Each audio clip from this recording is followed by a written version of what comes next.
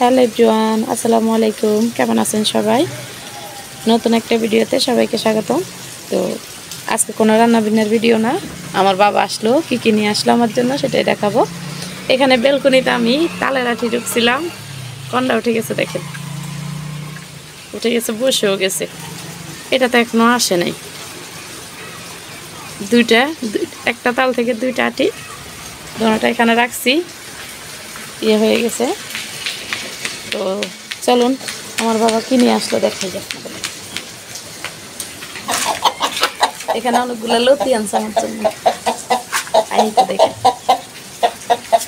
এরপর একটা মুরগি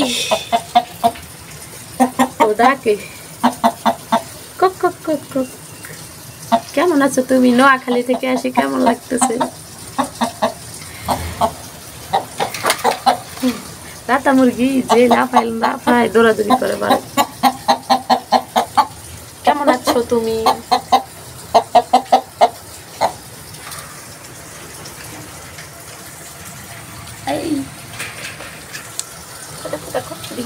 ও বাইর হওয়ার জন্য কি দৌড়াদৌড়ি করতেছে, বাইর হবে শুধু।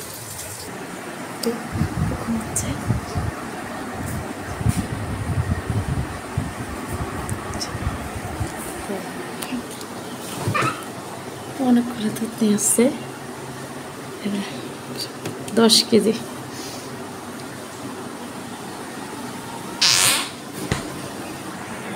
তারপরে নিয়ে আসলো অনেকগুলো নারিকেল, আমার জন্য নারিকেল নিয়ে আসলো, 6টা নারিকেল আনছে। আবার নিয়ে আসছে এগুলো চালের গুঁড়ি, এখানে চালের গুঁড়ি নিয়ে আসছে।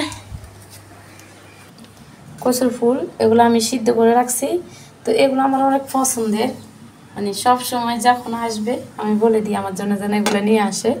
তো আমাদের গাছের ফুল নিয়ে আসছে, এগুলো গাছের কত বড় বড়, আর কিন্তু ভিতরে ডেক একদম নরম এগুলো।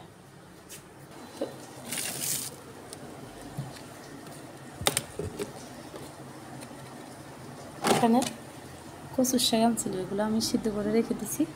তো এভাবে রাখলে অনেক দিন পর মানে রেখে খাওয়া যায়, যেহেতু নোয়াখালী থেকে আনে, তো আমি রেখে দিই কিছু কিছু।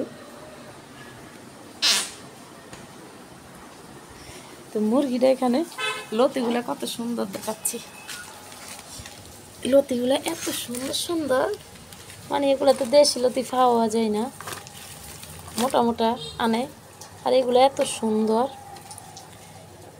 কত সুন্দর গাছের লতি।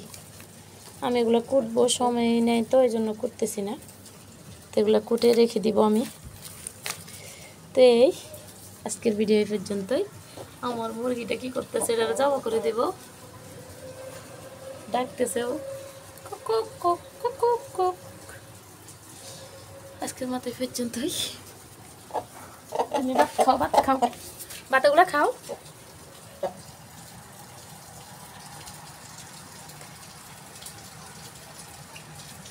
কাজের ভিতরে বসে আছে। আজকের মতো এই পর্যন্ত, সবাই ভালো থাকবেন, সুস্থ থাকবেন। আল্লাহ হাফেজ, আসসালামু আলাইকুম। সবাই আমার বাবার জন্য দোয়া করবেন।